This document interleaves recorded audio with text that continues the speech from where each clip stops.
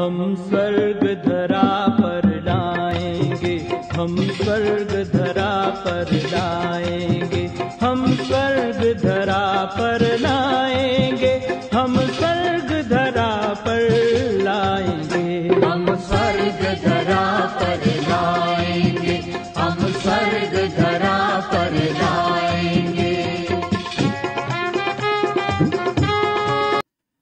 ये सूक्ष्म पोषक तत्व है जिसको लोग मोटा अनाज बोलते हैं, मिलेट्स। तो वो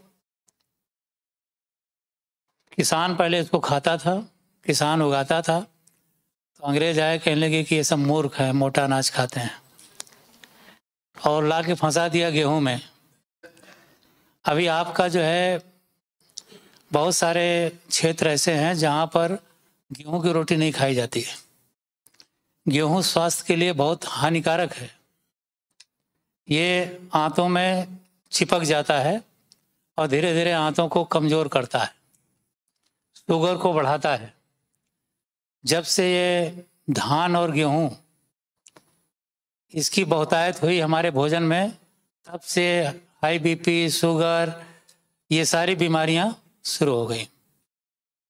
और सबसे ज़्यादा खतरनाक बीमारी जो इस समय बढ़ रही है वो है कैंसर।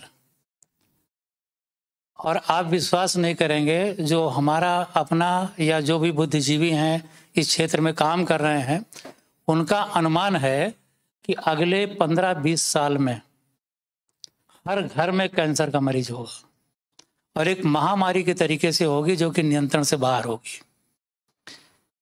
हरित क्रांति जो है उसकी शुरुआत हुई तो सबसे पहले पंजाब ने उसको शुरू किया, हरियाणा ने, फिर पश्चिम उत्तर प्रदेश ने, और आज की तारीख में सबसे ज़्यादा कैंसर पेशेंट पंजाब में है। हर घर में आपको मिल जाएगा। उनके पास पूरे देश की 2% ज़मीन है और उस पर 12% पेस्टिसाइड कंज्यूम करते हैं।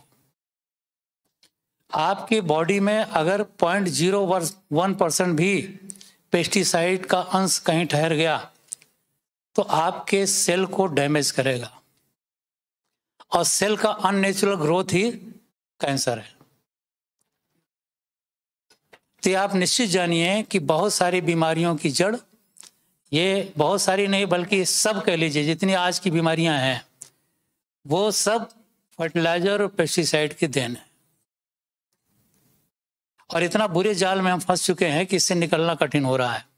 हमारे एक मित्र डॉक्टर हैं, CMS है, उनको कई सालों से शुगर है, और शुगर के ही डॉक्टर है वो।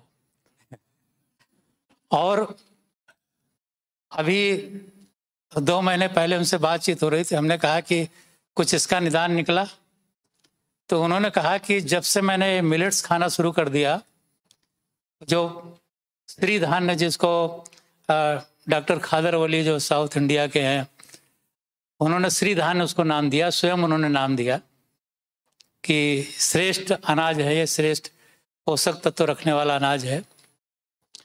तो कहने लगे उससे जो है हमारा शुगर लेवल डाउन हो गया, कंट्रोल हो गया, और उन्होंने कहा कि काफ़ी मैं एनर्जेटिक फील करता हूँ।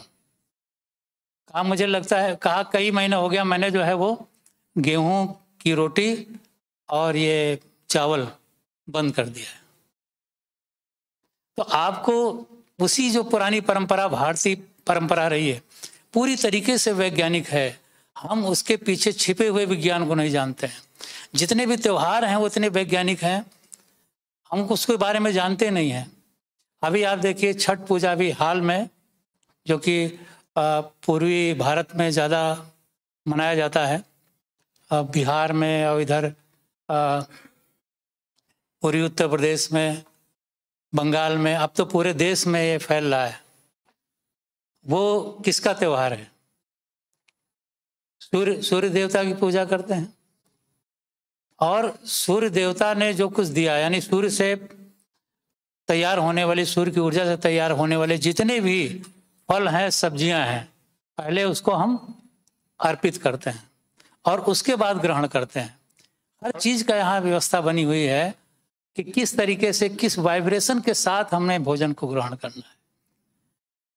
तो ये सारी चीज़ें जो है धीरे धीरे जो इसके पीछे जो विज्ञान था, चूँकि हम लोग समझ नहीं पाए या उस समय लोगों ने समझाया नहीं कि शायद इस लेवल के लोग नहीं हैं कि इसके अंदर छिपे हुए विज्ञान को समझ सकें। जितने भी त्यौहार में खाने पीने की चीज़ें, दीपावली में क्या है कि उसका जो धान का खील, नया जो आपकी फसल तैयार होगी धान, उसकी खील, उसकी लैया, और उसके बाद तिल तैयार होगा, मूंगफली तैयार होगी, उसकी चिक्की बना के पट्टी बना करके, क्योंकि आपको इस समय जो है ना जाड़ा शुरू हो रहा है, जाड़े में कैल्शियम की कमी हो जाएगी, कहाँ से मिलेगी आपको। तो ये व्यवस्था हमारे धर्म में बनाई गई है और उसके पीछे छिपे हुए विज्ञान को हम नहीं जानते हैं, हम उनको कह दिए मूर्ख हैं। आज सब बड़े बड़े लोग ढूंढ रहे हैं कि हमको कहाँ से मिलेट्स मिलेंगे, सामा कहाँ से मिलेगा, कोदो कहाँ से मिलेगा, उसको ढूंढ रहे हैं, वो खा रहे हैं। और जो वो पहन रहे थे, सूती कपड़ा पहनते थे, उनको कहते पिछड़े हुए लोग हैं। आज सूती कपड़ा लोग ढूंढ रहे हैं पहनने के लिए। तो हमारी भारतीय संस्कृति बहुत समृद्ध है, उसे हमें फिर से पुनर्जीवित करने की जरूरत है और कुछ नहीं है। तो ये सब पोषक तत्व वाली फसलें समाप्त होती जा रही हैं। ये जो है मैं स्लाइड हर जगह दिखाता हूँ इसलिए कि जब वो सबसे पहले श्री राम नाइक के पास दीदी जी के साथ वहाँ गए थे, उनको टाइम लेने के लिए कि आप हमको समय दे दीजिए, 3 रथ हमको निकालने हैं, अभियान निकालना है। तो पहले 2 प्रस्ताव दीदी रख चुकी थी और उसको उन्होंने मना कर दिया। इसको भी रखा तो उन्होंने मना कर दिया, कहा कि मुझे तो जो है वहाँ जाना है, फतेहपुर बुक लॉन्चिंग में जाना है। हमने कहा जो हम करने जा रहे हैं उसको सुन तो लीजिए, और नहीं आ सकते तो आप लिख करके एक अपनी शुभकामना संदेश दे दीजिए। तो संयोग से ये स्लाइड, ये पन्ना खुल गया। तो हमने कहा कि आप राम राज्य लाना चाहते हैं, आपकी परिकल्पना राम राज्य की है। तो राम राज्य में क्या होता है? राम राज्य में सब सुंदर सब विरुद्ध शरीरा, सभी सुंदर होते हैं, सभी निरोगी होते हैं। और यहाँ स्थिति क्या है, इसमें स्पष्ट दिखाई नहीं दे रहा है। 11,000 पेशेंट पर एक डॉक्टर आपके पास है, अस्पताल मरीजों से भरे पड़े हैं। आप किसी भी अस्पताल में जाकर के देखिए, आपको अंदर प्रवेश करने में दिक्कत है, इतनी भीड़ है वहां पे, सामान्य आदमियों को इलाज नहीं मिलने वाला है। इतने पेशेंट हैं, घर घर में रोगी हैं, हर व्यक्ति बीमार है। तो राम राज्य कैसे आएगा? सभी रोगी और वहां सभी निरोगी। और दूसरा, सब नर करें परस्पर प्रीति, सबका आपस में प्यार होता है। और यहां पर भाई भाई के खून का प्यासा है। कोर्ट में 4,40,00,000 केस इस समय पेंडिंग है। और एक स्टडी के अनुसार अगर आज की तारीख में सभी संत हो जाएं, कोई अपराध न करें, तो इन केसेस को डिस्पोज ऑफ होने में 20 से 25 साल लगेगा। तो राम राज्य कैसे आएगा? अच्छा, ये हालत क्यों है? हालत इसलिए है कि लोगों का जो भोजन है, अन्न, वो दूषित है। अन्न दूषित होने के कारण ही अस्पताल मरीजों से भरे पड़े हैं। और लोगों का मन दूषित है, इसलिए मन दूषित होने के कारण कोर्ट कचहरी मुकदमों से पटे पड़े हैं। तो अन्न और मन अगर दोनों शुद्ध हो जाए तो राम राज्य आ सकता है। और इसका किसी के पास प्लान नहीं है कि मन और अन्न दोनों को शुद्ध कैसे किया जाए। हमने कहा ये योजना केवल ब्रह्मा कुमारी के पास है। योगिक खेती के द्वारा हम अन्न को शुद्ध करेंगे और मेडिटेशन के द्वारा मन को शुद्ध करेंगे और पुरानी भारतीय संस्कृति को हम पुनर्जीवित करेंगे, जहां पर सब सुंदर सब विरुद्ध शरीरा। अब उनको ये अच्छा लगा, उन्होंने कहा कि अब मुझे चलना है और अपने स्टाफ को बुलाया, कहा फतेहपुर फोन लगाओ, उनको कह दो कि भाई अपना पोस्टपोन करें प्रोग्राम, मुझे इस अभियान में जाना है। और इस अभियान में आए, दीदी ले आई उनको और वहाँ पर कृषि भवन में बहुत सुंदर कार्यक्रम हुआ। और पहला जो अभियान निकला वो गवर्नर साहब ने लॉन्च किया। अभी भी चल रही है, अभी भी गांव में सेवा चल रही है और बहुत ही उमंग उत्साह से वो अभियान निकला। और इतना सुंदर उन्होंने बोला था वहाँ कृषि भवन ऑडिटोरियम में। उन्होंने कहा कि यहाँ सभी अधिकारी, सारे अधिकारियों को आदेश हो गया था, तो पूरा जो है हाल आधा तो अधिकारियों से भरा हुआ था। उन्होंने कहा इतने गवर्नमेंट के अधिकारी बैठे हुए हैं, सब बैठे हुए हैं, लेकिन ये जो काम है ये काम कोई नहीं कर सकता और केवल ब्रह्मा कुमारी कर सकते हैं। तो ये काम इतना महत्वपूर्ण है कि आपके सिवा कोई कर ही नहीं सकता। गवर्नर बोल रहा है, हमें भी ये महसूस होना चाहिए हम पूर्वज आत्माएं हैं, हमारी जिम्मेदारी है। हम नहीं करेंगे तो कौन करेगा। आज खास तौर से बाबा ने वृक्ष को याद किया, शायद ये योगी खेती की ट्रेनिंग होनी थी, पेड़ पौधों को याद किया, तो वृक्ष की जड़ में बैठ करके वहां उसको शक्ति देनी है। अगर पानी वहां नहीं पड़ेगा जड़ में तो पत्ता, लास्ट वाला पत्ता भी सूखने लगता है। पत्ते को सींचने से नहीं पौधा हरा रहेगा, उसकी जड़ में देना पड़ेगा। और जड़ में कौन बैठा है? हम आप बैठे हैं। हमारी जिम्मेदारी है मानवता के नाते, ब्रह्मा कुमारी की सेवा के नाते न समझ लीजिए, मानवता के नाते भी समझिए, तो आपकी ही जिम्मेदारी है। इसके अलावा किसी को पता ही नहीं है, ये मालूम ही नहीं है, तो हमें बताना होगा। इतनी महत्वपूर्ण सेवा आप करने जा रहे हैं जिसके द्वारा अन्न और मन दोनों शुद्ध होगा और इस भारत में फिर से राम राज्य आएगा। आज हालत क्या है? किसान आर्थिक, सामाजिक और मानसिक तीनों रूप से कमजोर हो चुका है। मानसिक रूप से इतना कमजोर है कि 8,000 किसान हर वर्ष आत्महत्या कर रहे हैं। जो प्राचीन कहावत थी, हमने आपको बताया कि वो इस समय वो कहावत उल्टी हो चुकी है और किसानों की इतनी दयनीय दशा है कि उनके चेहरे पर खुशी लाना एक बहुत कठिन चुनौती है। आर्थिक रूप से इस तरह से कमजोर है कि पूरे परिवार को चलाने के लिए जो औसत प्रति परिवार आय है वो 6 से 7 हजार है। 6 से 7 हजार, ये और भी कम थी। अभी प्रधानमंत्री किसान सम्मान निधि में 2-2 हजार रुपए करके प्रति परिवार 6 हजार रुपए सरकार उसमें सहयोग कर रही है। तब ये स्थिति है। अब एक परिवार 6-7, और इसमें भी आप बड़ा हिस्सा जो है बड़े किसानों को पाएंगे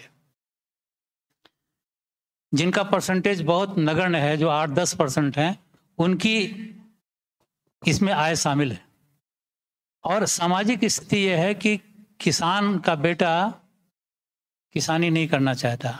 समाज में भी लोग पहले जब शादी करने जाते थे, बेटी की ब्याह ढूंढने के लिए जाते थे, तो पूछते थे कि इस लड़के के हिस्से में कितनी जमीन है।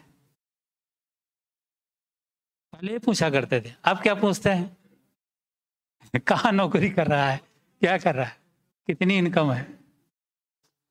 अब सोचिए, नौकर कितना खराब शब्द है, लैंडलॉर्ड कितना अच्छा शब्द है।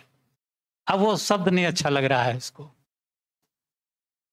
और समाज भी उसको स्वीकार नहीं कर रहा है। समाज कहते नहीं, चपरासी शादी कर देंगे भैया, जमीन वाले से, 10 बीघे की जमीन वाले से नहीं करेंगे। मानसिक दशा जो हमने बताई कि 8,000 किसान प्रतिवर्ष आत्महत्या कर रहे हैं, ये हालत है। तो अगर हमें किसान को आत्मनिर्भर बनाना है तो उसे क्या करना पड़ेगा? इन तीनों तरीकों को बताना पड़ेगा कि वो आर्थिक रूप से कैसे मजबूत हो सकता है, सामाजिक रूप से और मानसिक रूप से। जब तक आप उसको ये सूत्र नहीं बताएंगे तब तक आपकी बात को स्वीकार नहीं करेगा। आर्थिक रूप से प्रयास, जैसे हमने बताया कि सरकार कर रही है और उसका एक ही चीज पर फोकस है, आर्थिक सहयोग करने का।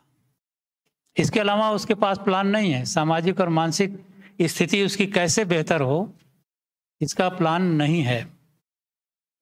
अब ये आर्थिक विकास के लिए सबसे जरूरी है, पहले आर्थिक रूप से समृद्ध था। भारत सोने की चिड़िया था। हमने आपको दिखाया कि 250 साल पहले भारत सोने की चिड़िया था, और इस कारण से था कि जो हमारी मिट्टी है ना, वो समृद्ध थी। मिट्टी जितनी समृद्ध होती जाएगी उतना ही किसान समृद्ध होता जाएगा। जितना इसमें जीवाणुओं का विकास होगा उतना ही ज़्यादा उसकी उपज अच्छी होगी। लोग सवाल करते हैं कि कई बार कहते हैं लोग ना, दो तीन चीज़ें बड़ी अटपटी लोग कहते हैं कि अगर ये रासायनिक खेती नहीं होती ना तो लोग भूखों मर जाते। जब देश आज़ाद हुआ था ना तो उस समय 50 बिलियन टन अनाज 50 मिलियन टन अनाज पैदा होता था। आज 300 मिलियन टन अनाज पैदा हो रहा है। अगर रासायनिक खेती नहीं होती तो मर जाते। ठीक बात है। अंग्रेजों ने इतनी दुर्दशा किया खेती की कि किसानों को अरुचि हो गई। मनमानी लगान वसूलना, मनमानी खेती कराना, किसानों को अरुचि हो गई थी। और खेती जो है 1/3 पे हो रही थी। जितनी जमीन है उसके 1/3 पर होती थी और उसको भी किसानों ने छोड़ दिया। 4 आने 8 आने लगान के कारण उसको छोड़ दिया, खेती करना छोड़ दिया। तो ये हालत हो गई कि भूखों मरने की स्थिति थी। अकाल पड़ा, दुर्भिक्ष पड़ा, बहुत सारे लोग मर गए। और उस समय हमारे वैज्ञानिकों ने, हमारे नीति निर्धारकों ने जो प्लान किया वो सही था। अगर कोई मरना सन्न है तो उसे अस्पताल ले जाएंगे ना, दवाई देंगे ना, लेकिन सारी जिंदगी उसको दवा पर चलाते रहें ये तो आप नहीं पसंद करेंगे। तो उस समय समय की मांग थी, रासायनिक खेती आई, लेकिन उस समय उसका दुष्परिणाम पता नहीं था, उसका साइड इफेक्ट नहीं मालूम था। अब साइड इफेक्ट पता चल गया है तो आज वैज्ञानिक भी कह रहे हैं कि हमको वही प्राचीन पद्धति को अपनाना पड़ेगा, प्राचीन कृषि को अपनाना पड़ेगा, जिसको परंपरागत कृषि कह लें, भारतीय कृषि पद्धति कह लें, गौ आधारित पद्धति कह लें, यौगिक खेती कह लें। उस खेती को हमें अपनाना ही पड़ेगा। और स्वयं प्रधानमंत्री जी लाल किले से कह रहे हैं कि भाई इसको आपको अपनाना पड़ेगा। तो अब कोई विकल्प नहीं बचा, क्योंकि उसका साइड इफेक्ट उस समय नहीं पता था। अब पता हो गया कि मिट्टी मर रही है, लोगों का स्वास्थ्य खराब हो रहा है, लोग आर्थिक, सामाजिक और मानसिक रूप से विकृत होते जा रहे हैं। ऐसी स्थिति में पुनः हमको उस खेती को अपनाना पड़ेगा। अब वो शाश्वत योगी खेती, जिसे हम कहेंगे पुरातन ऋषि मुनियों द्वारा सुझाई गई खेती, वो है क्या? ये महत्वपूर्ण विषय है जिसको आपको समझना है। आप सभी योग को जानते हैं, सभी जानते हैं। योग का मतलब होता है जोड़ या संबंध। और यौगिक खेती में क्या होता है कि भौतिक और पराभौतिक ऊर्जा, भौतिक ऊर्जा माना ये प्रकृति की ऊर्जा, और पराभौतिक ऊर्जा यानी परमात्मा की ऊर्जा, दोनों का समन्वय स्थापित करते हुए जो खेती की जाए वह है शाश्वत यौगिक खेती। पहले लोगों को दिक्कत होती थी, हमने इसको परिभाषित किया, भौतिक तथा पराभौतिक ऊर्जा के समन्वय द्वारा प्राकृतिक विधि से, नेचुरल तरीके से, कोई फर्टिलाइजर नहीं, कोई पेस्टिसाइड नहीं, की जाने वाली खेती ही शाश्वत यौगिक खेती है। अब ये इस खेती में क्या है? खेती में वही पुरातन पद्धति आ गई, अपना बीज, अपनी खाद, अपना बाजार। तो लागत इसमें कम हो गई या लागत नगण्य हो गई। लागत कम तो उसकी आय बढ़ेगी। किसी किसान की आय बढ़ाने के लिए क्या है, या तो उसकी इनकम को बढ़ा दीजिए, उसका जो उत्पाद है उसको ज़्यादा मूल्य मिलने लगे, या उसकी लागत कम कर दीजिए। तो यहाँ लागत कम होगी और दूसरा उसकी आय भी बढ़ेगी। जो आज डिमांड है, अगर उस हिसाब से किसान खेती करता है, मिलेट की डिमांड है, मोटे अनाज की है, विष मुक्त सब्जियों की, फलों की डिमांड है, जमता है। सबसे बड़ी चीज है विश्वास जमने। आज लोग कह रहे हैं कि उसका जो ऑर्गेनिक प्रोडक्ट है, ऑर्गेनिक खेती कर रहे हैं, उनका सर्टिफिकेशन हो। हमारी जो सर्टिफिकेशन करने वाले साइंटिस्ट थे उनसे बातचीत हो रही थी। अभी वो लोग वहाँ माउंट आबू गए हुए थे, उनसे बातचीत होने लगी। उन्होंने कहा कि संसार में ऐसी कोई विधा है ही नहीं कि जो सर्टिफाई कर सके कि ऑर्गेनिक है। इतनी जांचें हैं उसमें, इतने टेस्ट हैं कि वो उस लेवल तक पहुंच ही नहीं सकते। और अगर उसका शुरू कर देते हैं तो इतनी लागत हो जाएगी कि 1 रुपए की चीज 100 रुपए में मिलेगी। कौन करेगा सर्टिफिकेशन? ये विश्वास है, और ये विश्वास कौन कायम कर सकता है? बाबा के बच्चे कायम कर सकते हैं। जो बाबा के बच्चे खेती कर रहे हैं, हमने देखा है, उनसे मुलाकात की है, उनकी खेती देखी है। बड़ी बड़ी कंपनियां, टाटा जैसी कंपनियां सीधे उनका प्रोडक्ट खरीद ले रहे हैं, और पहले से उनका एग्रीमेंट है कि आगे जो पैदा होने वाला है वो आप हमको देंगे। उनके बड़े बड़े शहरों में ऑर्गेनिक होटल खुल गए हैं। तो आज समय की मांग है, अगर उस समय की मांग के हिसाब से करेंगे और हमारा विश्वास कायम है, ओम शांति वाले हैं, ये गलत नहीं करेंगे। और हमने बल्कि ग्राम विकास प्रभाग को सुझाया है, एक ऐप डेवलप कराया है, मोबाइल ऐप, कि हमारे जो किसान हैं वो जो कुछ पैदा कर रहे हैं उसमें वो उसकी एंट्री करें, उसको डालें कि हमारे पास ये चीज़ है और इसमें ये विशेषता है, ये खूबी है और इस रेट में है। तो वो मोबाइल ऐप से पूरे देश में, पूरे विश्व में चला जाएगा। जिसको ज़रूरत है उसका कांटेक्ट नंबर हो, उससे कांटेक्ट करें, आपस में बातचीत करके वो अपनी चीज़ों को मंगाएं।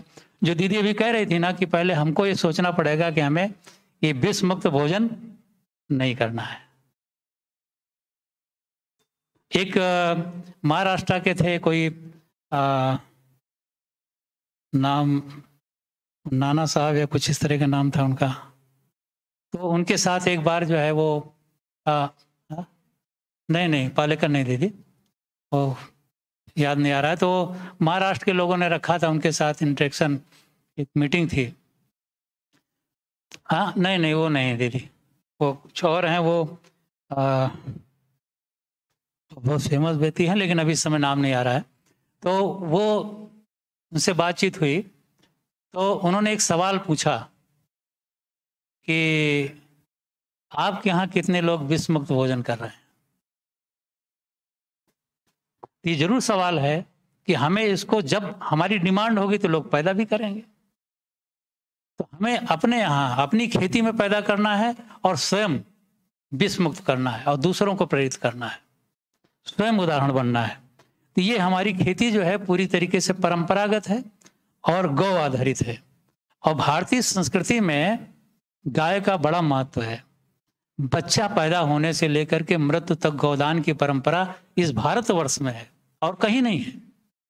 गाय जितनी ज़्यादा मल्टीप्लाई होगी उतने ज़्यादा लोग स्वस्थ और समृद्ध होंगे। उसका दूध, उसका गोबर, उसका मूत्र, हर चीज पोषक है, उर्वरा शक्ति को बढ़ाता है। और सबसे ज़्यादा अगर कोई पॉजिटिव ऊर्जा देने वाला जीव है तो वो गाय। गाय के लिए कहा गया कि अगर उसका मालिक जो है अमेरिका में है और परेशानी में है तो गाय को पता हो जाता है कि हमारा मालिक परेशानी में है, और यहाँ से वाइब्रेशन भेजती है वो और रोती है वो। अभी अमेरिका में क्या है कि बहुत सारे बीमारियों को दूर करने के लिए वो गाय को जगह जगह उन्होंने खोल रखा है, उसमें फीस लगती है, आप जाइए और गाय को गले लगाइए, हक करिए। हमारी भारतीय संस्कृति में वो समाहित है। गाय को रोटी खिलाओ, गाय की पालना करो, गौदान करो। तो हम उसको भूल गए हैं। इसके पीछे क्या साइंस था लोग भूल गए हैं। तो हमें पुनः वो देसी गाय आधारित, उसके गाय का जो मूत्र है और ये सारी विशेषताएं इसमें बताई गई हैं। भारतीय गाय का महत्व क्यों है, इस महत्व को बढ़ाने के लिए ही कृष्ण को गैयों के साथ दिखाया गया है। ये भारतीय कृषि संस्कृति का प्रतीक है। और हमारे यहाँ जो ऋग्वेद में कहा गया, बुआई के समय जब हल चलाते हैं तो पहले बैल की पूजा, हल की पूजा, फिर धरती की पूजा, फिर अगर रोपाई हो रही है धान की तो लोकगीत गाना, किनारे ढोल बजाना, और उसके बाद पानी लगाते समय परमात्मा को याद करना, फसल काटते समय याद करना। और जब मड़ाई के बाद फसल बैलों से माड़ी जाती थी, अब तो थ्रेसर आ गए, मड़ाई के बाद जो रास तैयार होती थी ढेर लगा करके उस पर कलश रख करके उसकी पूजा करना और गाय के गोबर से उसको चारों तरफ से परिक्रमा लगाना। और उसके बाद जो घर का बड़ा बुजुर्ग होता था, उस समय जब जितने लोग होते थे, हमारी दादी तो कहती थी सब लोग चुप रहो या तो दूर चले जाओ, यहाँ कोई बोलेगा नहीं। सब शांत होकर के खड़े होते थे। वो तो जानती नहीं थी कि भगवान की याद में खड़े होना है, तो वो कहती दूर चले जाओ या तो शांत होकर खड़े। तो पहले जो है अंजलि निकालती थी कन्याओं के लिए। हाँ हाँ हाँ, अलग अलग परंपरा होगी। हमने जो देखा है वो मैं बता रहा हूँ। तो हाँ, ये भी वो परंपरा है कई जगहों पे। तो हाँ, दीपावली में जाते थे। और ये जो अनाज है, फिर उसके बाद पहले कन्याओं को दान दिया। तो कन्याएं जो छोटी छोटी होती थी घरों में, वो जब पाती थी तो उसको अनाज को लेकर के बनिया के यहाँ गई और गुल्लैया लाई, इतनी खुश होती थी। मतलब वाइब्रेशन, पॉजिटिव वाइब्रेशन, खुशी का वाइब्रेशन क्रिएट करने की ये प्रक्रिया थी। फिर उसके बाद जो भी इसमें सहयोगी होते थे, लोहार होते थे, बढ़ई होते थे, जो हल बनाने में उसमें सहयोग करते थे, उनको सबको दिया जाता था। उसके बाद फिर उस अनाज को लाते थे और फिर एक प्रोग्राम होता था, एक उत्सव होता था नवान्न, कि आज नवान्न है, यानी उस परमात्मा को भोग लगा करके उसके बाद ग्रहण करना। तो पॉजिटिव ऊर्जा के साथ, सकारात्मक ऊर्जा के साथ खेती की शुरुआत करना और उसके अन्न को तैयार होने के बाद उस पॉजिटिव ऊर्जा के साथ घर ले आना और उस अन्न को ग्रहण करना, तो कितना सुंदर मन स्थिति लोगों की होगी, कितने सुंदर समाज का निर्माण होगा। अब आज सब कुछ क्या है, धर धर धर धर थ्रेसर चल रहा है, धर धर धर ट्रैक्टर चल रहा है, मारो काटो, ये कीड़ा ना लगने पावे, ये ना होने पावे। तो वही संस्कार डेवलप हो रहे हैं, हिंसक संस्कार। हर व्यक्ति के अंदर, छोटे छोटे बच्चों में क्रोध है, पैदा होते ही जैसे क्रोध सीख के आ रहे हैं, ये हो रहा है। तो ऋग्वेद सुगे भो सीते वंदे महम त्वा यथा न सुफला शशि यथा। मैं उस हल की फाली की, सीता माना हल की फाली, सीता नाम भी उसी से पड़ा हुआ है। वो हल चलाते समय वो घड़े से निकली, हल की फाली लगी तो सीता नाम हो गया। तो वो उस सीता की मैं पूजा करता हूं कि अगर तुम ना होते तो इस जुताई कैसे होती खेत की, और इसके अंदर बीज कैसे डालते, फसल कैसे तैयार होती। इसलिए मैं तुम्हारी वंदना करता हूँ। शिवानी बहन कई बार बताती हैं कि हर एक का, जड़ और चेतन, सबका शुक्रिया करना है।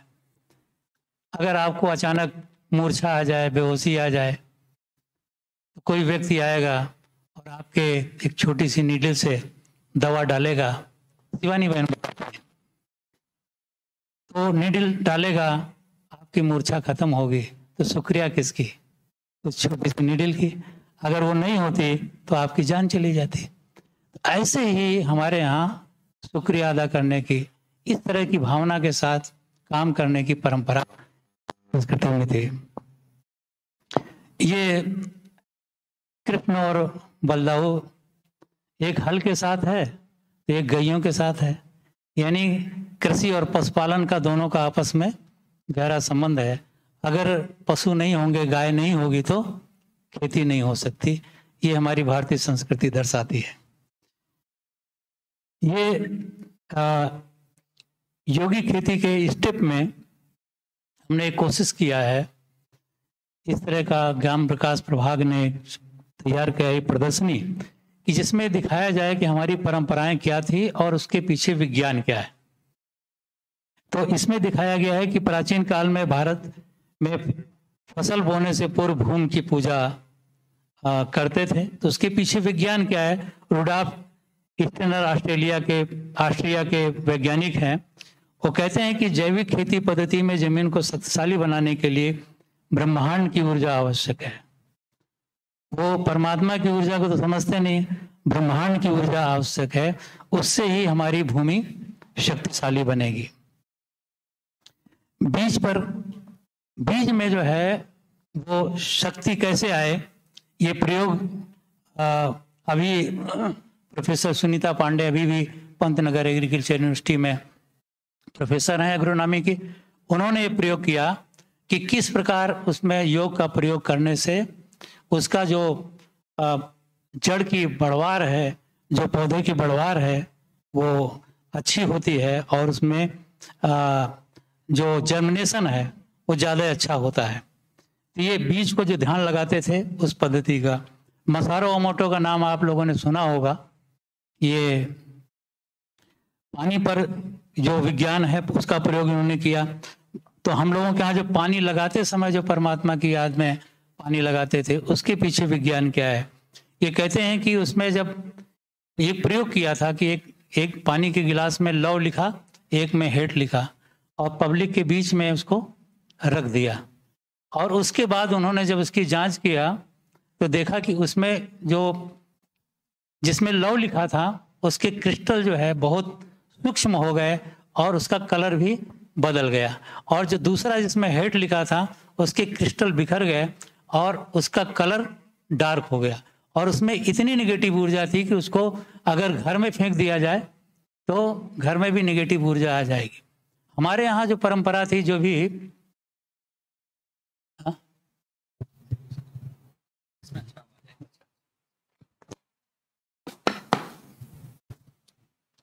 हमारे यहाँ जब कोई शुभ कार्य होता था, पूजा पाठ होता था, तो एक कलश रखते थे, अभी भी रखा जाता है, उसमें पानी रखते थे, आम का पल्लो उस पर रखते थे, उसके ऊपर कुछ अनाज रखते थे, नारियल रखते थे, और उसके बाद जब वो पूजा या कथा समाप्त होती थी तो उसको घर में पानी को छिड़कते थे। इतनी देर तक जब वो वहाँ पर इस तरह की चर्चा हुई, पॉजिटिव वाइब्रेशन फैला, तो उस पानी ने उसको ऑब्जर्व कर लिया। और आम जो है, आम का पल्लो जो है ना, वो पॉजिटिव ऊर्जा को जल्दी से अंदर प्रवेश करता है और निगेटिव ऊर्जा को रोकता है। इसीलिए वंदन बार जो बनाते हैं, आम के पल्लों का बाहर लगा देते हैं कि निगेटिव ऊर्जा बाहर रह जाए, पॉजिटिव ऊर्जा अंदर आए। हर कार्य में आप देखेंगे आम का प्रयोग, आम की लकड़ी का प्रयोग, हवन करने में प्रयोग, मृत्यु के समय उसको जलाने में प्रयोग, ये सब इसके पीछे साइंस है, गहरा साइंस है, और इसको हम लोगों ने त्याग दिया है। तो जो खेत में कलश रख करके धरती की पूजा करते, तो इसीलिए कि पॉजिटिव ऊर्जा से चार्ज होकर के इस पानी के द्वारा इस खेत में पॉजिटिव ऊर्जा आ जाए। और ये विचारों का जो प्रभाव पड़ता है, सर जगदीश चंद्र बोस, ये भारत के वैज्ञानिक हैं, इन्होंने प्रयोग किया कि किस प्रकार वनस्पतियां हमारे जो मन के विचार हैं उनको ग्रहण करती हैं, हमारी संवेदनाओं को ग्रहण करती हैं और रिस्पॉन्स भी करती हैं। और जो आप अभी ये वायरलेस टेक्नोलॉजी का प्रयोग कर रहे हैं, मोबाइल या जो भी प्रयोग कर रहे हैं, उसके अगर कोई जनक हैं तो सर जगदीश चंद्र बोस हैं। उन्होंने पहली बार बताया कि हाँ, ये वाइब्रेशन जो है ये पौधों तक जाता है। और फिर लूथर बर्बक जो विदेशी साइंटिस्ट थे, अमेरिका के साइंटिस्ट थे, उन्होंने, वो वनस्पतियों के जादूगर कहे जाते हैं, वनस्पतिविद हैं, साइंटिस्ट हैं। आप, ये कोई कपोल कल्पना नहीं है, ये उनका प्रयोग है जो उन्होंने किया। प्रकृति से उनका प्रेम था, और कैक्टस जो नागफनी होती है, उस नागफनी के पौधे से बातचीत किया कि तुम अंदर से बहुत, नागफनी देखा होगा आप लोगों ने, अंदर से बहुत कोमल होती है, सॉफ्ट होती है, लेकिन बाहर उसके कांटे होते हैं। तो उससे बातचीत किया कि तुम अंदर से इतनी कोमल हो, सॉफ्ट हो, और ये बाहर इतने कांटे क्यों उगा रखे हैं? तुम्हें किसी से भय है क्या, डर है क्या? मैं तुम्हारी सुरक्षा के लिए हूं ना, तुम इन कांटों को गिरा दो। उससे बात करते रहे, और बात करते करते वो, उस पौधे ने सारे अपने कांटे गिरा दिए और एक नई प्रजाति का जन्म हुआ, थॉर्नलेस कैक्टस, नागफनी, वो उनकी देन है। और अमेरिका में जब भूकंप आया तो सब चारों तरफ लोगों के मकान गिर गए, उस क्षेत्र में केवल एकमात्र लूथर बर्बक का मकान बच गया। ये प्रकृति से प्रेम करने वाले, हमारे एग्रीकल्चर वैज्ञानिक इस पर नहीं कर सकते काम, ये हमारे वनस्पतिविदों ने इस पर रिसर्च किया है। तो जब हम दूर बैठ करके फसल को सकाश देते हैं तो उसकी ऊर्जा जो है, हमारी जो पराभौतिक ऊर्जा है, उस तक पहुंचती है, फसलों को मिलती है।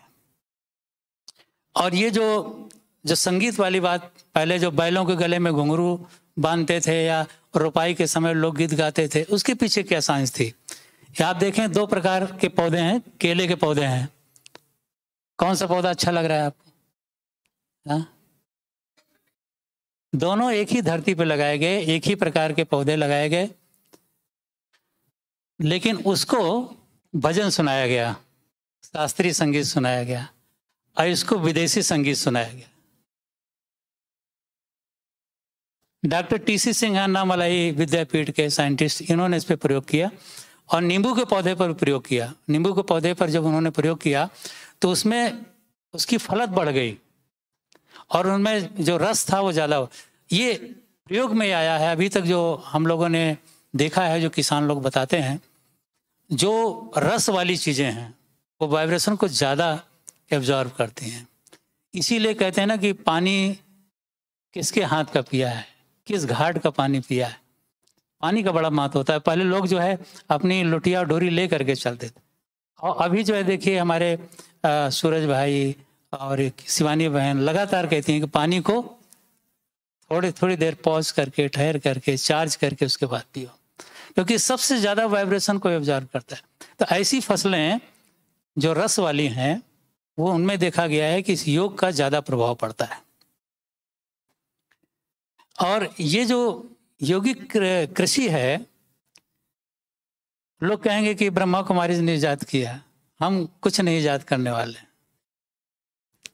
ये जो हमारी पुरातन परंपरा है ऋषि मुनियों की, उसी को हम फिर से पुनर्जीवित कर रहे हैं, आपको बता रहे हैं, कम्युनिकेट कर रहे हैं। हमारी देन नहीं है, ये ऋषि मुनियों की देन है।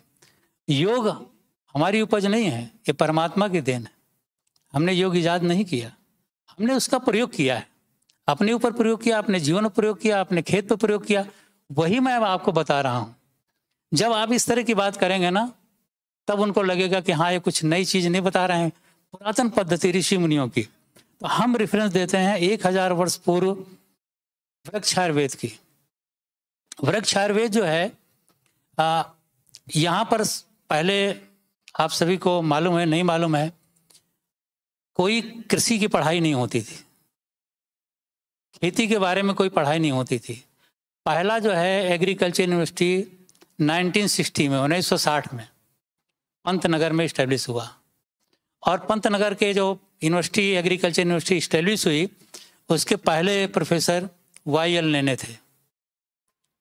YL नेने, वैसे नाम याद नहीं रहेगा तो माधुरी दीक्षित के ससुर, अब याद रहेगा। तो उनके फादर इन लॉ है वो।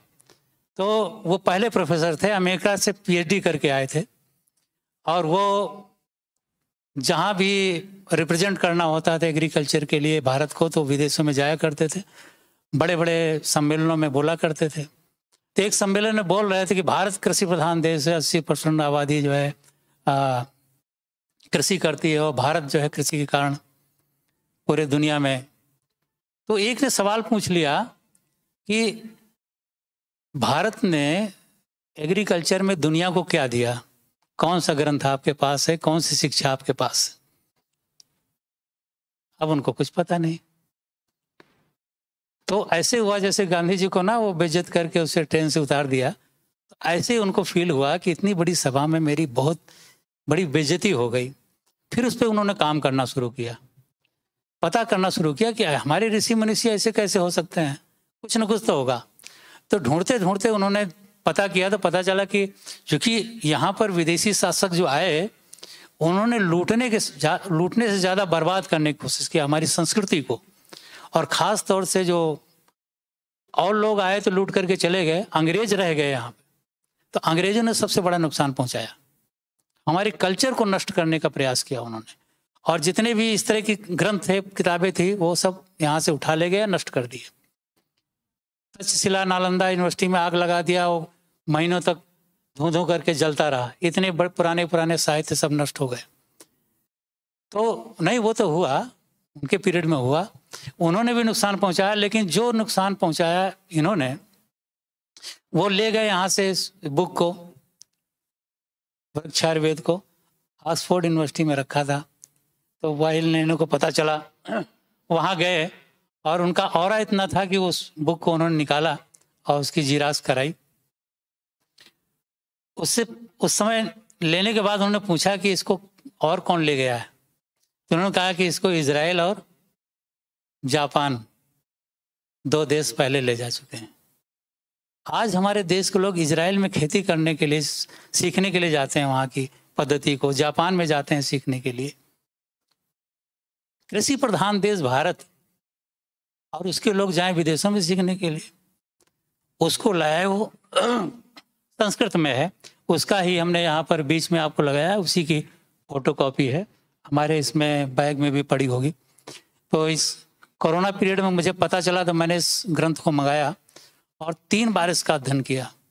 अद्भुत ग्रंथ है ये, अद्भुत है। और वो जो भारतीय परंपरा है वो उसको पुनर्जीवित करने का काम ये ग्रंथ कर सकता है। वृक्ष आयुर्वेद, कल्प वृक्ष की बात आज कर रहे हैं ना, तो आज वृक्ष की बात हो रही। तो वो 1000 वर्ष पहले एक सुरपाल नाम के वैद्य थे, उन्होंने लिखा, और भीमपाल राजा थे जो साउथ इंडिया के थे, उनके यहाँ पर वो वैद्य थे, उनके मंत्री भी थे। तो उन्होंने जो शुरुआत किया है उसमें लिखा है कि ये मेरा ज्ञान नहीं है, ये हमसे पहले बहुत सारे ऋषि मनीषियों ने इसको प्रयोग किया, बताया, हमें भी पता चला तो मैंने भी अपने इसको खेत में प्रयोग किया, और जो प्रयोग करने के बाद अनुभव हुआ वो मैं आपके लिए लिख रहा हूँ। ये उन्होंने शुरुआती तौर पे इसको लिखा हुआ है। तो इसका मतलब है कि और हजारों साल पहले ये पद्धति रही होगी। उसमें से एक छोटा सा ये श्लोक जो है उसका अर्थ यहाँ पे श्लोक ऊपर लिखा हुआ है, ये श्लोक नंबर 85 और 86 है। तो ये जो है इसमें लिखा हुआ है कि एक वृक्ष को दूसरे स्थान पर, एक स्थान से निकाल करके एक पौधे को दूसरे स्थान पर रोपित करने के लिए क्या विधि अपनाना होगा। तो वो, और इसी वृक्षायुर्वेद में हर्बल कुणाब जल का जिक्र है। हर्बल कुणाब जल तो प्रोफेसर वायल ने उसको चेंज किया। तो कुणाब जल क्या है? कुणाब संस्कृत शब्द है, इसका अर्थ होता है दुर्गंध। तो दुर्गंध युक्त पानी, तो उसमें जो गौमूत्र, गाय का गोबर, उसके साथ जो उस समय जानवर मर जाते थे उनके अवशेष को भी यूज करते थे, तो वो भी उसमें उन्होंने लिखा हुआ है, मरे हुए जानवरों के अवशेष को भी यूज करते हैं। तो आज की तारीख में तो वो कोई काम कर नहीं सकता कि मरे हुए जानवरों की हथेलियाँ, और आप सबको जो पुराने लोग बैठे हैं उनको याद होगा कि गांव में जब जानवर मर जाते थे तो उसको ले जाते थे लोग, कुछ अलग तरह के लोग होते थे, वो ले जाते थे तो उसकी हड्डियों को, उसके हथेलियों को, उसके खाल को सब अलग करते थे। खाल को जो है उसका वो बेच करके उसका पैसा भी वो दे जाते थे उस किसान को। ये सब मैंने बचपन में भी देखा। तो वो उसमें वो जो उसका अवशेष उसको मिलाने के बाद थी, तो प्रोफेसर वायल ने उसको चेंज किया और उसको जो है नॉन वेज से वेज बना दिया, और उसमें उसका जो प्रोटीन वगैरह जो चाहिए था उसके लिए उन्होंने विकल्प बताया, आगे हम आपको बताएंगे। लेकिन उसमें ये बताया गया है कि उस एक पौधे को दूसरे स्थान पर रोपने से पहले उस गड्ढे की तैयारी कैसे होगी, कैसे उसमें साठा धान की रस्सी बना करके उसको कुड़ाब जल में भिगो करके उसमें डाला जाएगा। उसके बाद जब उस पौधे को लेने के लिए जाएंगे तो नहा धो करके साफ धुले हुए कपड़े पहन करके जाएंगे और कहेंगे, लिखा है इसमें, उसका हूबहू जो अर्थ है मैं सुनाता हूँ। ओ वृक्ष, मैं यहाँ से तुम्हें और अधिक श्रेष्ठ स्थान पर ले जाऊंगा। उससे बात करेंगे, जैसे दीदी भी करे जिन्हें तुलसी का पत्ती तोड़ो तो उससे बात करो, प्यार से कहो कि हाँ तुमको औषधि के लिए मैं प्रयोग करना चाहता हूँ, कुछ पत्ते लेना चाहता हूँ, दोगी ना? ऐसे है, ओ वृक्ष, मैं यहाँ से तुम्हें और अधिक श्रेष्ठ स्थान पर ले जाऊंगा और तुम्हारी इस तरह से सिंचाई करूंगा कि तुम्हें संतुष्टि प्राप्त होगी, तुम वहां विकसित होंगे और तुम्हें वहां बिजली तूफान आदि का कोई डर नहीं होगा। और सबसे महत्वपूर्ण बात है, मैं वहां तुम्हारे प्रिय पुत्र की भांति देखभाल करूंगा, जैसे अपने बच्चे की देखभाल करता हूं उस तरह देखभाल करूंगा। इस विधि से उस पौधे को प्यार से ले जा करके जब आप दूसरी जगह रोपित करेंगे तो उन्होंने कहा है कि वो पौधा जो है हमेशा फल फूल से भरा हुआ, लदा हुआ रहेगा। और इन्होंने ऐसी ऐसी पद्धति लिखी है कि आप फल का, सब्जियों का स्वाद कैसे बदल सकते हैं, उसका रंग कैसे बदल सकते हैं, फूलों का रंग कैसे बदल सकते हैं, सुगंध कैसे बदल सकते हैं। बहुत ही अद्भुत ग्रंथ है। तो हमें रिफर करना है अपने प्राचीन ऋषि मुनि। उसके बाद फिर उन्होंने प्रोफेसर वाई.एल. नेने ने क्या किया कि एशियन एग्री हिस्ट्री फाउंडेशन की स्थापना किया कि एशिया में जितने भी प्राचीन एग्रीकल्चर की पद्धतियां हैं उससे संबंधित ग्रंथों को यहाँ पे रखा जाए। और आज वो एग्री हिस्ट्री फाउंडेशन काम कर रहा है। वहाँ पर इस तरह के प्राचीन जो है पराशर संहिता और ये संहिता, भृगु संहिता, सारी इसमें वहाँ पर आपको प्राचीन ग्रंथ मिलेंगे। लेकिन ये अद्भुत ग्रंथ है जो मेल खाता है कि वाइब्रेशन दे करके हमें पौधे को एक स्थान से दूसरे स्थान पर शुभ भावना के साथ ले जाना है, रोपित करना है। ये वृक्षायुर्वेद आधारित हर्बल कुणाब जल बनाने की विधि है। ये आपको हर किसान को बताना है। अभी बहुत सारे लोगों ने नाम सुना होगा जीवामृत का। कितने लोगों ने नाम सुना है? इसका बड़ा प्रयोग हो रहा है और कुछ लोग कहते हैं कि हाँ ये हमारा इजाद किया हुआ है और अपना नाम भी वो करते हैं उसके हिसाब से कि मैंने ये पद्धति विकसित की। हम लोग ये कतई नहीं कहते कि पद्धति हमने विकसित की। हम ये कहते हैं कि हमारी ऋषि मुनियों की देन है जो हम आपको कम्युनिकेट कर रहे हैं। हमने नहीं विकसित किया। वो संस्कृति कहाँ से, वो दर्शन हमें कहाँ से मिला, वो हम उसको रिफर करते हैं। वो दर्शन वृक्षायुर्वेद में है। लिक्विड फर्मेंटेड फर्टिलाइजर कैसे बनेगा उसका दर्शन वृक्षायुर्वेद में है। तो इसमें ये दिखाया गया है कि आपको जो पर्चे भी तैयार होंगे उसमें भी इसका उल्लेख होगा। ये महत्वपूर्ण होगा। किसान को ये बताना है कि अब किसान कहेगा कि हम फर्टिलाइजर नहीं प्रयोग करेंगे तो उसका विकल्प क्या है। आप विकल्प तो बताइए। तो उसके विकल्प के रूप में आप ये सुझाएंगे कि आपको क्या करना है।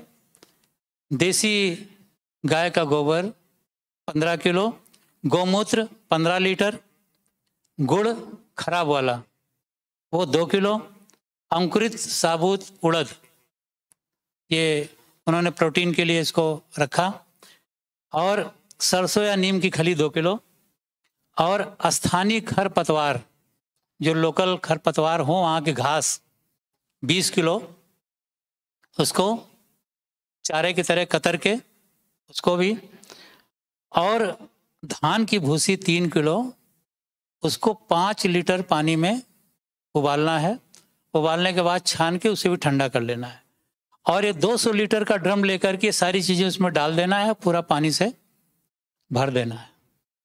और इसको जो है इसको छांव में रखना है, मोटे बोरे से, मोटे कपड़े से इसको ढक के रखना है और उसको चलाते रहना है। तो इससे क्या होगा कि इसमें फर्मेंटेशन होगा, इसमें जीवाणु जो खत्म हो गए। इसमें मिट्टी भी डाल सकते हैं। बरगद और पीपल के नीचे की 1 किलो मिट्टी, वहां पर जीवाणुओं का भंडार है। बरगद के नीचे जीवाणुओं का भंडार है। पीपल के नीचे जो थोड़ा सा नम मिट्टी हो, एकदम सूखी हुई मिट्टी, उसमें जीवाणु नहीं होंगे। थोड़ा सा नम मिट्टी 1-2 किलो ला करके। अब ये काम क्या हो रहा है इसमें, इसके उसको समझना है, विज्ञान को समझना है कि ये जीवाणुओं को मल्टीप्लाई कर रहा है और इतना मल्टीप्लाई कर देगा कि 1 ग्राम में 700 करोड़ से ज्यादा जीवाणु इसमें हो जाएंगे। सूक्ष्म जीवाणु, माइक्रोब्स ही हमें डालने हैं और बढ़ाने हैं अपनी खेती में। क्यों? क्योंकि वो धरती से खत्म हो गए। ये हमारे वृक्ष के लिए भोजन तैयार करते हैं। जैसे हमारे लिए भोजन तैयार करने के लिए घर में कोई है ना, सब कुछ हो, अगर कोई भोजन बनाने वाला ना हो तो भोजन कैसे करेंगे? तो ऐसे ही जब भोजन बनाने वाले को आपने मार दिया तो पौधे को पोषण कैसे मिलेगा? कौन पहुंचाएगा? एक तो उसको खाना नहीं है और खाना बनाने वाला नहीं है, तो पौधे की हालत क्या होगी? तो इसलिए इसका हमें इस तरीके से तैयार करना है। और आप इसको किसान को ये बताना है कि जब आप इसको देखेंगे ना, हल्का येलो रंग का होगा, बहुत तेज गंध आने लगेगी, तब आप समझ लीजिए कि ये तैयार हो गया है। अब इसको प्रयोग कैसे करना है? हाँ, ये जाड़े में जो है ना वो ज़्यादा समय लेता है, 35 से 40 दिन ले सकता है, और गर्मी में 20 से 25 दिन। उसकी पहचान ये है कि हल्का पीले रंग का हो जाएगा, पहले इसमें झाग उठेगी, झाग धीरे धीरे बैठ जाएगी, उसके बाद फिर हल्का ये पीले रंग का हो जाएगा और इसको फिर छान लेना है।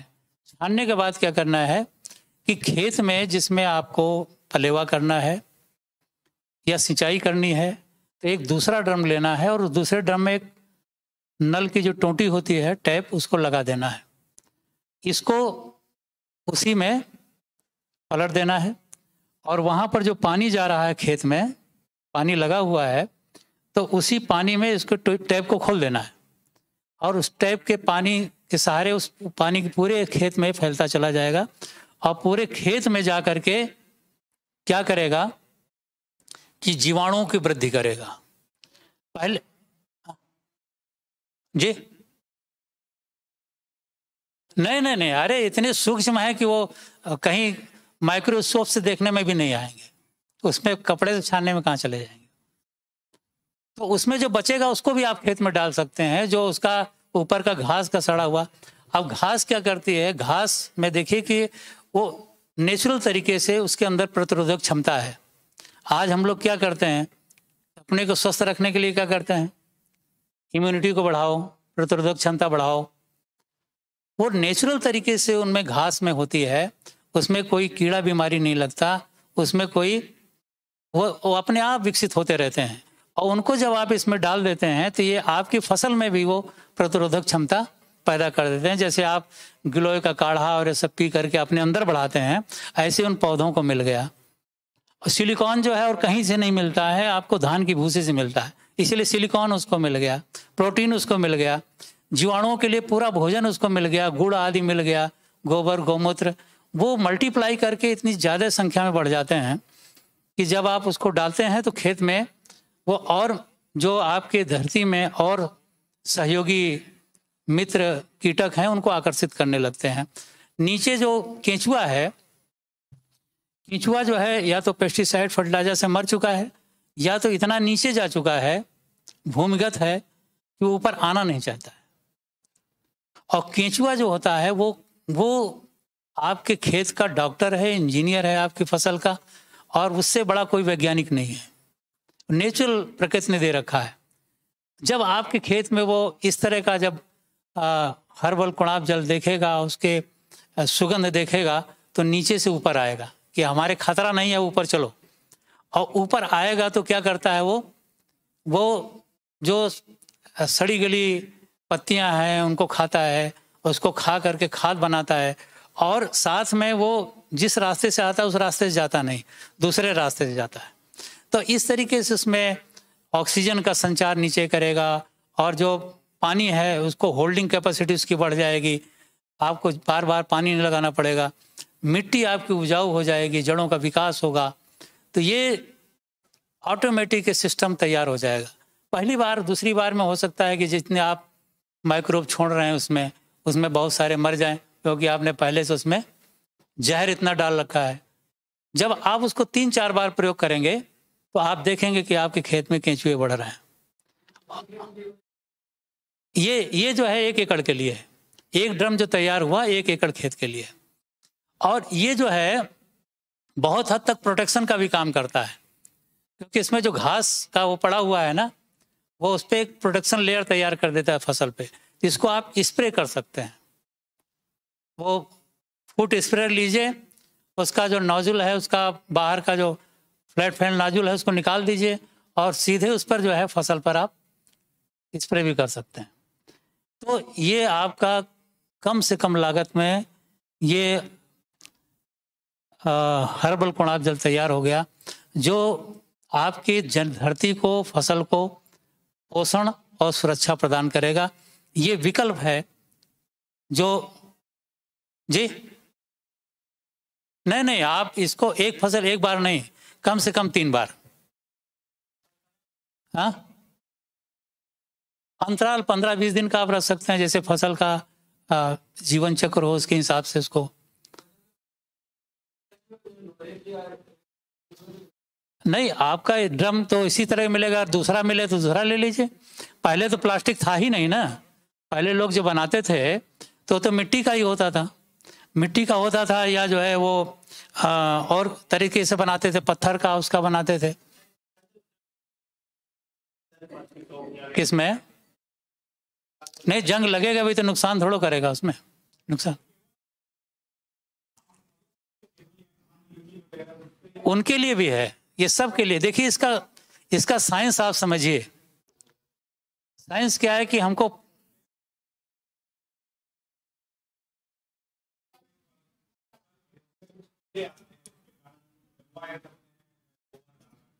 नहीं वो डायरेक्ट गोबर डालेंगे तो नुकसान करेगा।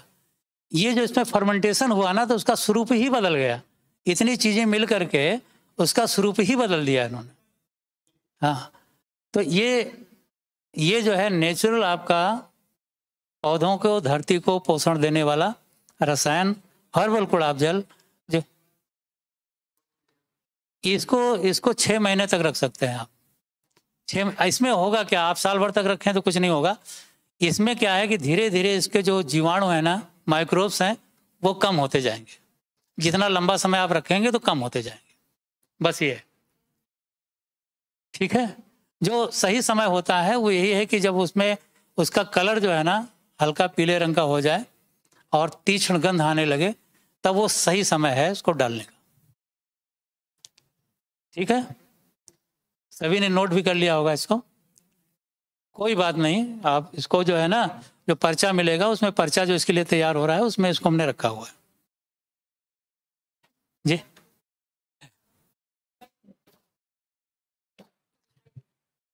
अच्छा, ये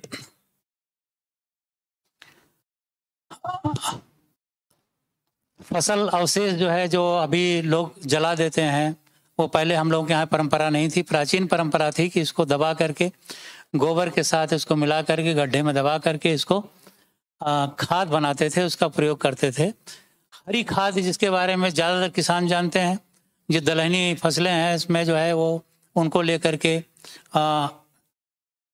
कई तरह की इसमें लिखी हुई हैं, जैसे ढैंचा है, उड़द है, मूंग है, चौलाई है, बहुत सारी चीज़ें हैं। इनको आप मिला करके कर सकते हैं। अलग अलग भी सनई और ढैंचा खास तौर से लोग प्रयोग करते हैं, उसको बोते हैं और उसके बाद जब फ्लावरिंग होने से पहले उसको पूरा पलट देते हैं, उसके बाद पानी भर देंगे, सड़ जाएगा। ये भी बहुत अच्छी खाद जो है। कुल मिला करके साइंस ये है कि उसके माइक्रोब्स को हमको, धरती को बढ़ाना है, ठीक है ना, जीवाणुओं को बढ़ाना है और उसका जो कार्बन कंटेंट है उसको बढ़ाना है। ये 10 पर्णी अर्क है, ये उसके प्रोटेक्शन के लिए है, फसल को सुरक्षा के लिए। जब पेस्टिसाइड नहीं प्रयोग करेंगे तो क्या करेंगे जी?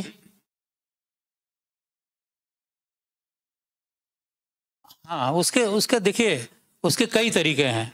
एक तो ये है कि उसको जो है कतर करके, आजकल बहुत सारे ऐसे यंत्र आने लगे हैं जो ट्रैक्टर के पीछे लगते हैं और उसको कतर करके पूरा उसी में मिट्टी में मिला देते हैं। अब उसको पलट देंगे, पानी भर देंगे, सड़ जाएगा। दूसरा ये है कि उसको गड्ढे में डाल करके और उसको गोबर मिला करके उसको गड्ढे में बंद कर देते हैं, उसके बाद वो सड़ करके तैयार हो जाते हैं। नाडेप भी तैयार करते हैं इसी तरीके से। तो ये अलग अलग तरीके हैं, वो किसान जानते हैं, इसमें आपको ज़्यादा फोकस करने की ज़रूरत नहीं। हमने बताया कि आपको ज़्यादा जो है हर्बल कुणाब जल पे फोकस करने की ज़रूरत है। उनको बताना है कि हमारे ऋषि मनीषियों ने उसको बताया था, उस पद्धति को, उस दर्शन को आज रिवाइज फॉर्म में एक एक्सपर्ट ने, एक साइंटिस्ट ने, एक प्रोफेसर ने हमारे सामने दिया है और उन्होंने अपना नाम नहीं जोड़ा, वही बताया कि ऋषि मनीषियों की देन है, हमारी देन नहीं है।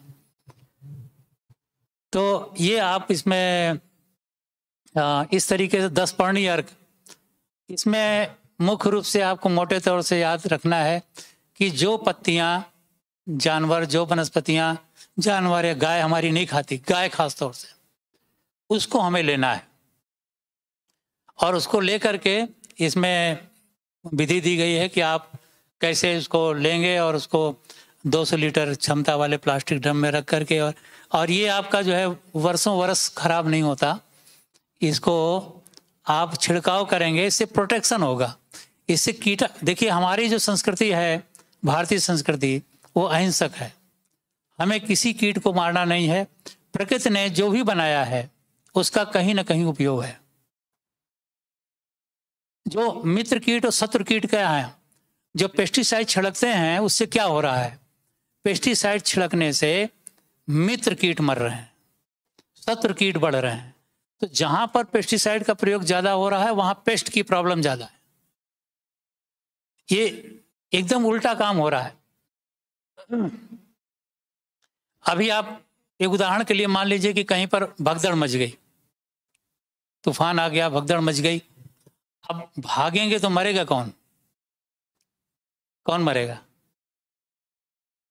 जो कमजोर होंगे वो मरेंगे, कमजोर होंगे मरेंगे, महिलाएं बच्चे अक्सर करके उन्हीं की संख्या ज्यादा होती है। तो जब आप स्प्रे करते हैं तो उसमें मरता कौन है? जो कमजोर होता है। कमजोर कौन होता है? जो मांसाहारी होता है। मांसाहारी कमजोर होता है, शाकाहारी मजबूत होता है।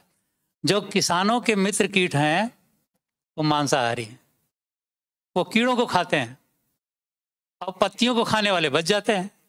तो इसलिए उनकी संख्या ज्यादा होती जाती है और उनकी संख्या कम होती जाती है। तो इसलिए हमें मारना नहीं है, हमें अपनी फसल की सुरक्षा करनी है। और सुरक्षा करने का एक तरीका है कि आप इसको स्प्रे कर देंगे तो उससे प्रोटेक्शन लेयर तैयार हो जाएगी फसल पर, और उस पर कीट बीमारी अटैक नहीं करेंगे। ठीक है ना?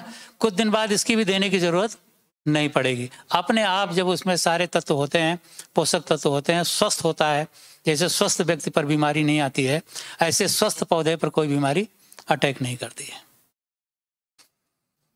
अब ये एट ए ग्लांस इसमें दिखाया गया है शाश्वत योगी खेती एक दृष्टि में क्या है। पहला स्टेप है भूमि उपचार। भूमि उपचार हम कैसे करते हैं? वो हर्बल कुणाब जल को खेत में पलेवा के समय उसको डाल देते हैं। बीज उपचार क्या है?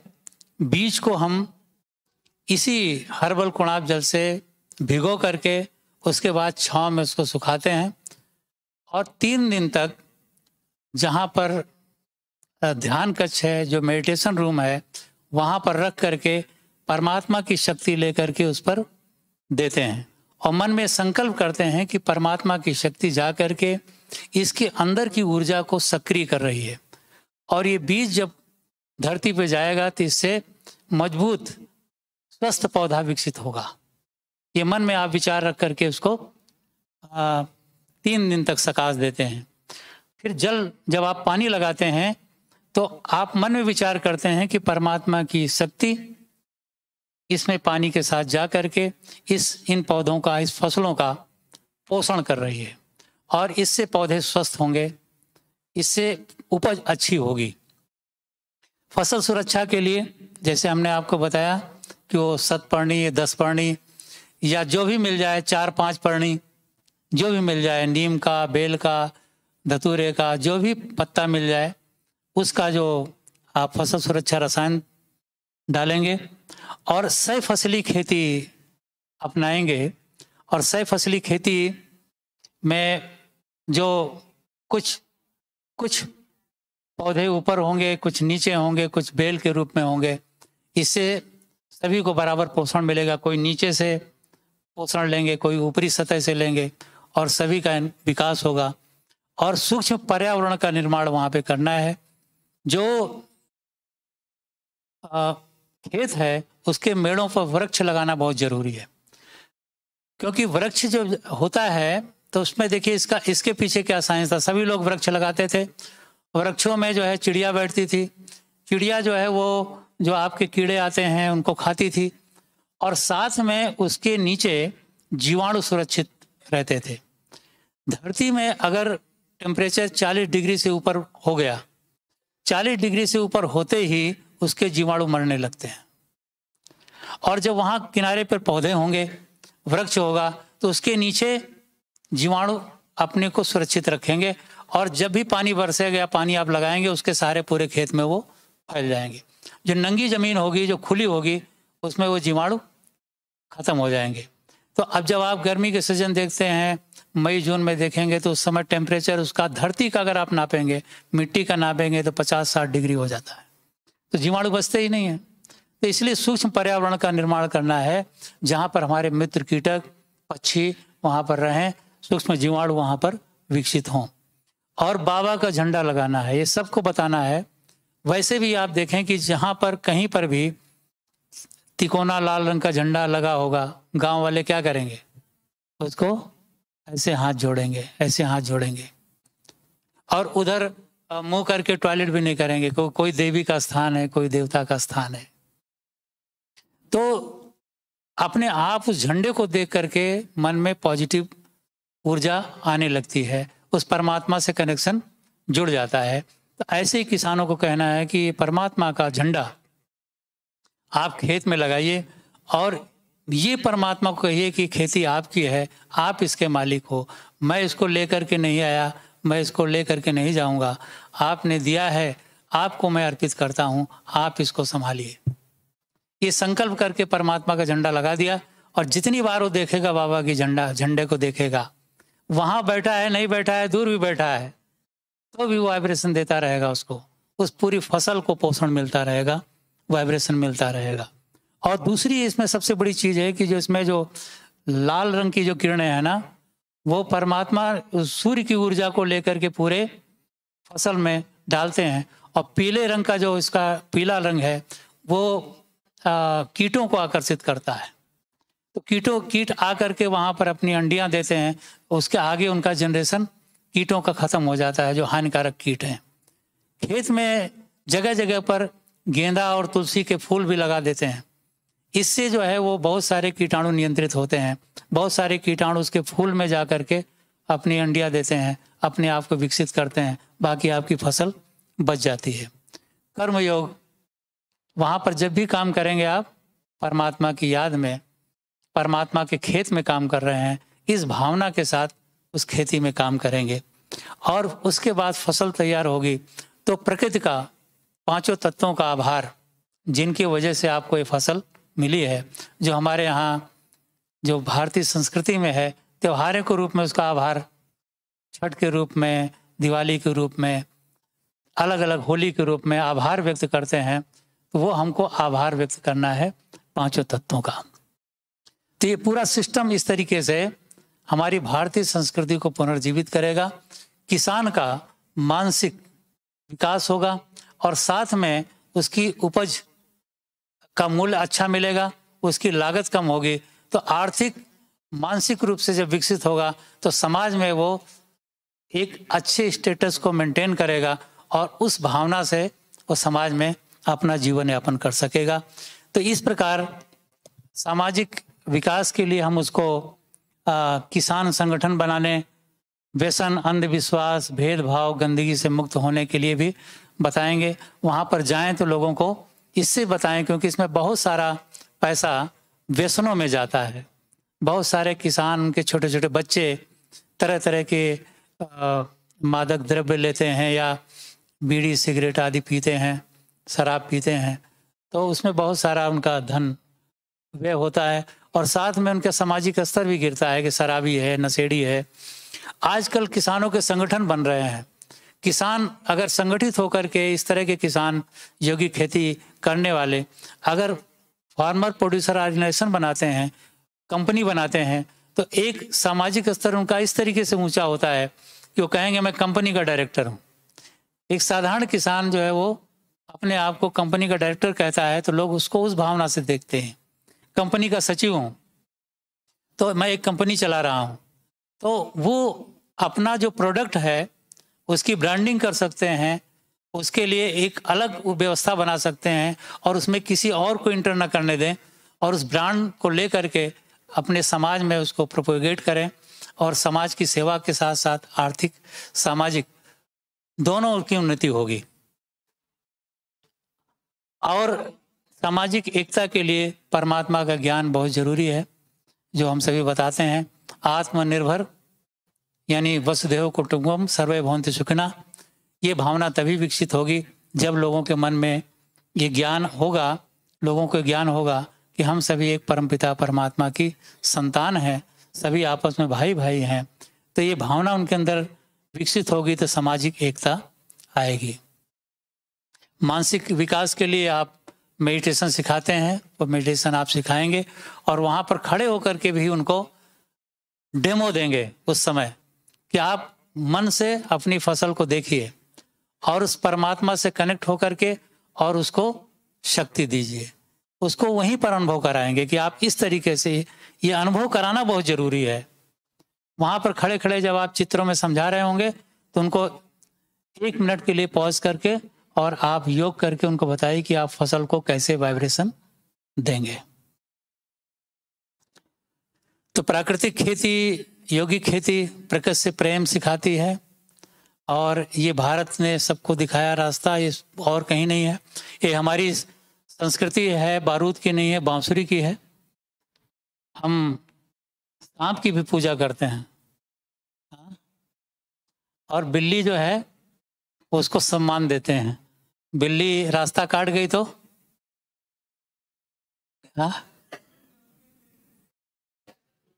अब क्यों नहीं मानते हैं? अभी भी गांव में लोग मानते हैं। बिल्ली रास्ता काट गई तो क्या होगा बताइए?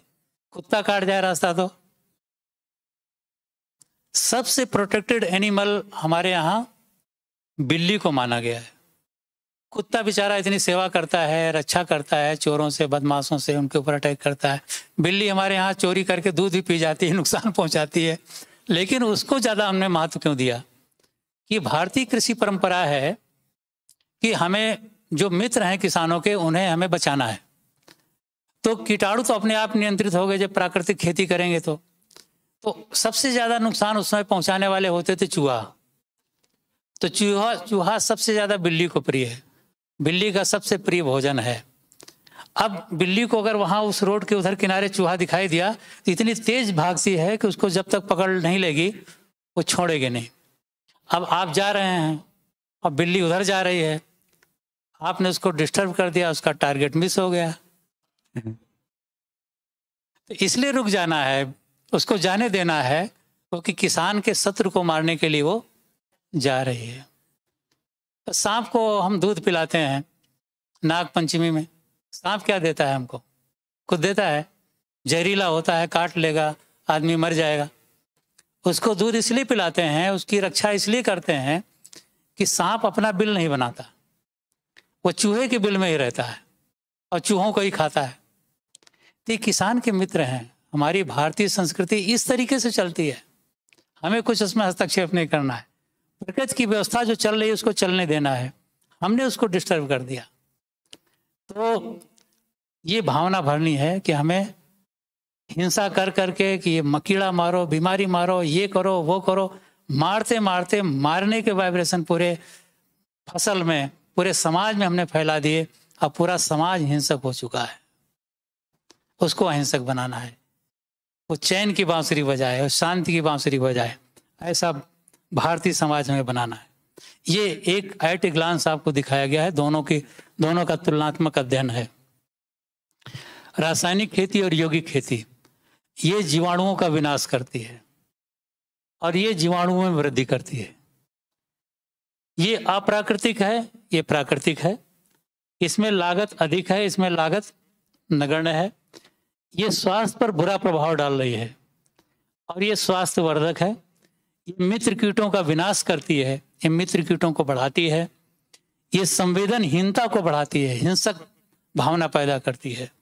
ये संवेदनशीलता में वृद्धि करती है। ये उर्वरा शक्ति का क्षरण करती है, ये उर्वरा शक्ति में वृद्धि करती है। ये 5 दशक में बुरी गति को प्राप्त कर चुकी है रासायनिक खेती। 50 साल हुआ इसको इस समाज में आए हुए, और ये युगों युगों से स्वीकार है, आज भी है और आगे भी रहेगी। इसलिए हमें कौन सी खेती अपनाना है? यौगिक खेती अपनाना। एक बिल्कुल एक नहीं, बल्कि वृद्धि और ज्यादा होगी। जिसके मन में डाउट आ गया उसका जरूर कम होगा। पहले से यही तो मैं फेथ पैदा करना चाह रहा हूं। जब हजारों, आप प्रोडक्टिविटी देख लीजिए उस समय 17वीं 18वीं शताब्दी की, क्या प्रोडक्टिविटी है। खेती ही नहीं करते थे हम लोग। 1/3 में बताया ना कि 1/3 में खेती करते थे, और फिर उसके बाद उसको 7 साल के लिए चारागार के रूप में छोड़ देते थे, फिर दूसरी खेती में करते थे, फिर उसको 7 साल के लिए छोड़ दिया। और जो खेती करते भी थे ना, तो एक क्रॉप करते थे। रबी कर लिया तो खरीफ जायद छोड़ दिया, खरीफ कर लिया तो रबी जायद। बहुत सारे जो है इस तरीके की आप देखें क्रॉपिंग पैटर्न इस तरह का अपनाते थे, क्योंकि खाली छोड़ने से भी उसमें उर्वरा शक्ति आ जाती थी। तो अब हमको तो जो जंगल थे उसको भी काट करके खेत बना लिया, जो खेत थे उनमें तो खेती कर ही रहे हैं। अभी एक भाई साहब पूछ रहे थे जनसंख्या इसका मुख्य कारण है। वो प्रकृति ने व्यवस्था बनाई हुई है, जितनी जनसंख्या है उसके हिसाब से उसने खाने का पूरा प्रबंध कर रखा है, और प्रकृति ही सिस्टम को कंट्रोल करती है। माल्थुसियस थ्योरी ऑफ पॉपुलेशन हम लोगों ने पढ़ी थी, उसमें बताया कि प्रकृति के पास खाने के लिए सीमित मेजें हैं, उससे ज़्यादा खाने वाले आएंगे तो प्रकृति अपने आप प्रतिबंध लगाएगी। आप कौन होते हो लगाने वाले? आप ही प्रतिबंध लगाना शुरू कर दिए। वो अपने आप स्वतः नियंत्रित व्यवस्था है। अगर हमने प्रकृति के चैन की एक कड़ी को तोड़ दिया, जैसे साइकिल का मोटरसाइकिल की चैन है, एक कड़ी निकल गई तो साइकिल चलेगी, मोटरसाइकिल चलेगी, सिस्टम वहीं बैठ जाएगा। और यही काम हम कर रहे हैं।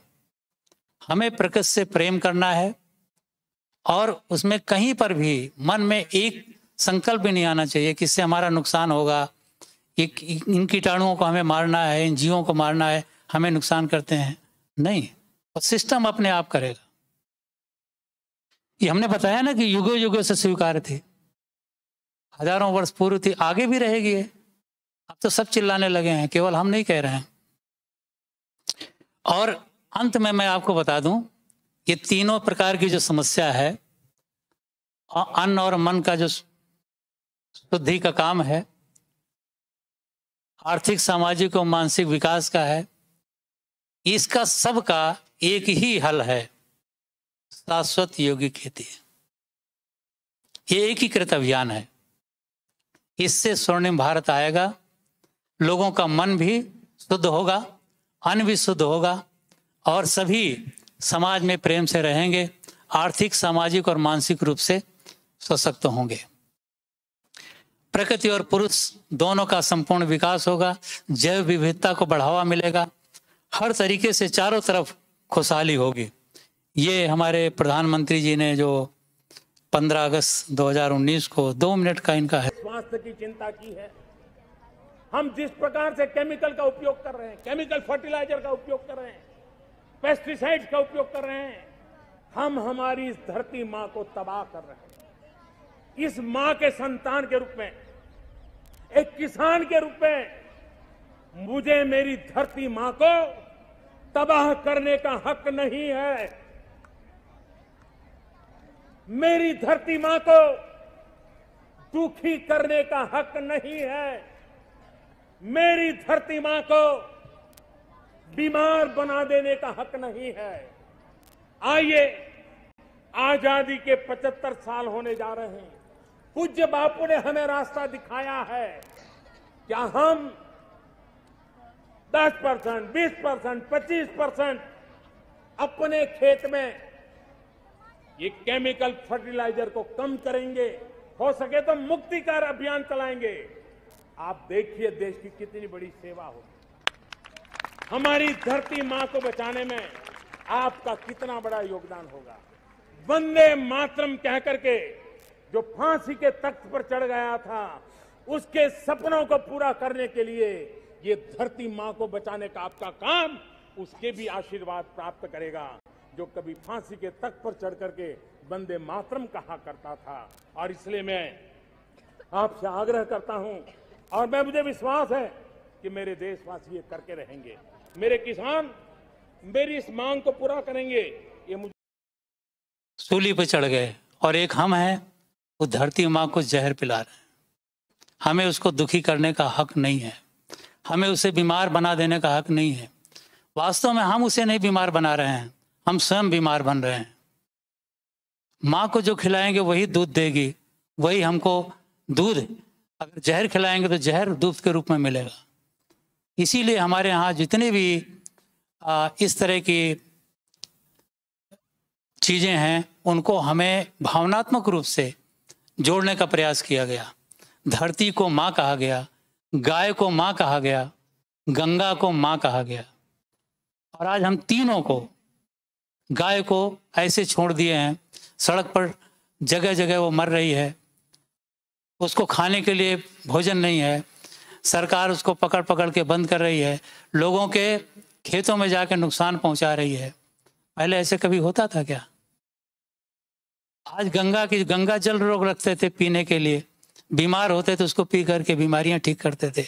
आज गंगा कितनी प्रदूषित हो गई है, और इसी तरीके से हमने धरती माँ को जहर पिला पिला करके दूषित कर दिया, और वो जहर हमारे शरीर में आज आ गया है। तो ये आह्वान है, और ये पूरे देश के अलग अलग क्षेत्रों के किसान हैं जो इस खेती को कर रहे हैं। ये हमारे अधिकारियों का ग्रुप है जो उत्तर प्रदेश के अधिकारी वहाँ गए थे, और भारत जो है वो पूरे विश्व का गुरु बनेगा, गुरु था। और ये आकर्षण का केंद्र इसी कारण था कि यहाँ पर प्रेम, शांति, खुशी और समृद्धि के वाइब्रेशन है। भारत ने सारी दुनिया को रास्ता दिखाया है, और ये फिर से उन्हें रास्ता दिखाएगा। एक छोटा सा गीत जो भारत माँ के प्रेम से, भारत की महिमा का है, इसको हम लोग सुनेंगे। उसके बाद हम मेरे भारत ने दुनिया को तब गिनती आई, तारों की भाषा भारत ने दुनिया को पहले सिखलाई। देता न दशमलव भारत तो यूं चांद पे जाना मुश्किल था।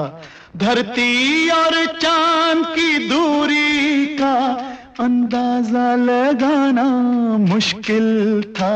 सभ्यता जहां पहले आई, सभ्यता जहां पहले आई, पहले जन्मी है जहां पे कला। अपना भारत वो भारत है जिसके पीछे संसार चला, संसार चला और आगे बढ़ा, यूं आगे बढ़ा, बढ़ता ही गया। भगवान करे ये और बढ़े, बढ़ता ही रहे और फूले फले, बढ़ता ही रहे और फूले फले।